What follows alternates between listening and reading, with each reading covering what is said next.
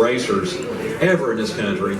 And it kind of came about because Diane Cox was wanting to come, and it kind of fell together with the other ladies. And I'd like to have you all come up on stage. Diane, Tammy, two Tammys, Lisa Niner, Molly Terry. Have these ladies come up. And again, there was not, unlike motocross, which is usually has a separate class for the ladies that separate. In flat track, men and women, and TT racing, men and women race straight up against the guys. And I can't imagine like Diane Cox and Tammy Sessions, a couple of the first novices in this country, of lining up against, you know, during the day 100 guys to whittle it down and then making the main. But very excited to have this. This is a one-of-a-kind special event. Never happened before. And we have come from all over. Diane Cox is from Washington. I'm sorry, Oregon. Tammy Sessions is from Washington State. Molly Terry has come over from Illinois, and we've had people come a long way to do this because they believe in the event and that it is a special thing. So, but I want to kind of run down the lineup here. Diane Cox, I started reading about Diane when I was probably 9 or 10 years old. Again, anybody that knows me knows I'm a huge fan of Jay Underdog Ridgway. There's not a bigger underdog in motorsports, especially in motorcycles. Cars, you know, you can make up for it a little bit, but bikes, it's all you. It's all you. And women in motorsports and motorcycle racing are the ultimate underdogs. And Diane was one of the first pros, Tammy as well. But Diane went through the ranks, professional motorcycle racing, as novice, junior, and expert. You don't just put a number plate on and go racing. You have to earn that. You have to earn 40 points to go from novice to a junior, 80 points junior to an expert. Very difficult ladder. Diane Cox advanced novice, junior, expert 1 year each, and was the first AMA expert rank lady racer in the country.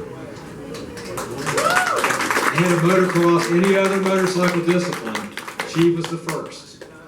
And she's a great lady. I did an article about her in the AMA magazine several years ago, and we've talked about 700 times on the computer and on the phone.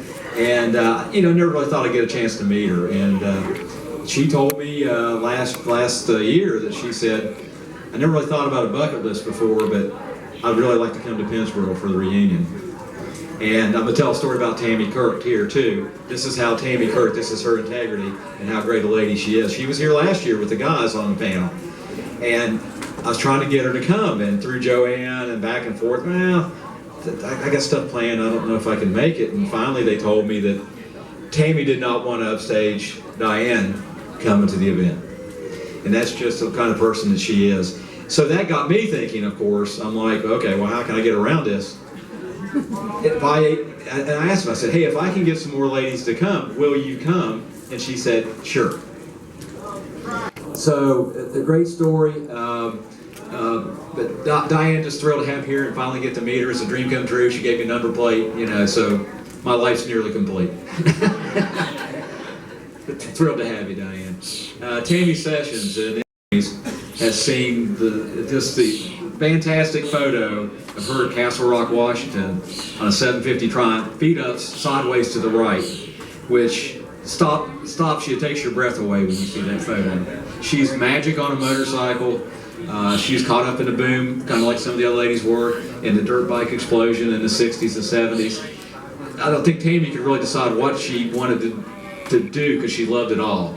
Off-road, desert, hair scrambles, motocross, she did it all. And she's magic on a motorcycle.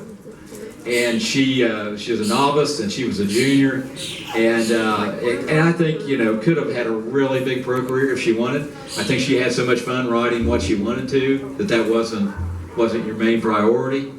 But yeah, clear from Washington State. So thrilled to have you. Thank you very much. Picked up the mantle from Diane. Diane retired in '77. and Tammy was a novice in 80, 81, and just born to race. I mean, this lady was born to race. Straight up with the guys, as tough as any of the guys, and again, like Diane, advanced right up, novice, junior, expert. She was the first lady to make a AMA Grand National Championship race, 1983 at Knoxville. A really big deal. First lady to earn a national number, and again, and everybody's here that knows flat track race, you earn those numbers. So it was a big deal. Still holds the record for the highest finish in an AMA Grand National race, which was DuQuoin, Illinois, on the mile, 6th place, which still hasn't been topped in all those years. Very impressive. Of course, Tammy ended up moving on to all-pro asphalt stock cars. Very successful. Won the Snowball Derby, which is a big deal down south. Raced NASCAR trucks, another big deal. The guys never like to get beat by the girls in motorcycle racing, and I think that's triple that in car racing, because every time that Tammy had a good run going and we watched her on TV or were there, she got wrecked. So she never got really the opportunity that she deserved to be up front. But wonderful lady, wonderful racer, and so glad you came back. Yeah, thank you. Because I forgot to mention her with the other ladies, and I'm like, this lady could kick my ass, so I apologize profusely. But Lisa's got a little different story and a great compelling story. District 7, Maryland, District 6 and 7, Maryland, Pennsylvania racer, Trailway Speedway, legendary speedway in that area. Lisa was an amateur through that period, and she raced with Rodney Ferris, Eric Roush, Taylor White, you name it, anybody that was a hot shoe in that time period. And Eric Roush said, yeah, man, she was tiny and she was fast and she beat us all at least once. And I would see her picture in Cycle News and was always intrigued. But she didn't go pro. I think there was some worry from the parents about, it's a dangerous sport, about getting hurt. And she had a higher calling. She enlisted in the Army. She was in the 82nd Airborne, 30-some, parachute jumps. Had a long career in the Army, but was enlisted full-time Maryland National Guard. 2 tours of duty combat theater, Afghanistan, getting awarded the Bronze Star. So I know she doesn't like it when I say it, but a real American hero. Again, I always do, being a historian, I'll do what might have been, but a pro career sure would have been interesting. But thank you very much for coming. I said this before, guys from Illinois, the FBI, Jeffrey Carver, Davey Camlin, those guys, FBI, fast boys from Illinois. And so I always say the FGI, she's a fast girl from Illinois. Molly was a dominant racer in her amateur career. She won lots and lots of races through her amateur career. AMA Female Rider of the Year 2012. She holds the historic distinction. Flat track is not easy, oval track's not easy. TT racing, which most of the motorcycle people are familiar with, the car people probably aren't. It's kind of like a smooth motocross, usually has a right-hand corner, has a jump. Very difficult. And I have to give a shout out, Diane, fantastic TT racer, on a twin, and real close to making the Castle Rock National. Real close, 10th fastest. But anyway, Molly is the only woman in history to make the main event in a pro level TT at the Peoria TT in 2014. Very impressive. Same year, I think, she's running XR 750 in the basic twins, and finished second at the Springfield Mile, right behind Jared Vanderkoy. And who was third? Brandon Wilhelm. I mean, these are fast guys. Vanderkoy's a national star, and what a thrill. And I love the picture, Michael Boston picture of Molly Terry tucked in with absolutely perfect form, tiny little person, just hauling ass on that XR 750. And Molly was supportive from the start. I talked to her, her family was excited, and very excited that she's here. Thank you, Molly. Arlette Smith.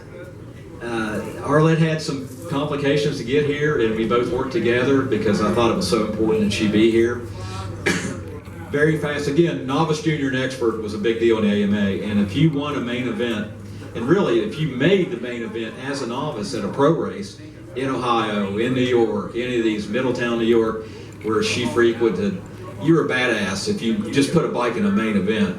And 78, Arlette was a novice, one of the best novices in that area. There's great pictures of Arlette winning Middletown, New York 78 novice race against a full packed field of male racers, and had a big career going. She moved to California as a junior, rode an XR 750, competed in the toughest weekly track in the nation, scary ass place, Ascot half mile, hurt and killed a big list of people, and just it had to be a harrowing adventure, but she was on a good XR, a good team. She put XR 750s in the junior mains at Ascot several times. Again, all these ladies, and I said it just about one or two, but all these ladies are magic on a motorcycle. I mean, you have to be, and they all rode different disciplines. But Arlette, I put her picture up stuff. She hadn't been to a bike event in a long time, and so it got a lot of response because a lot of people remembered her, and just really excited that you were able to make it.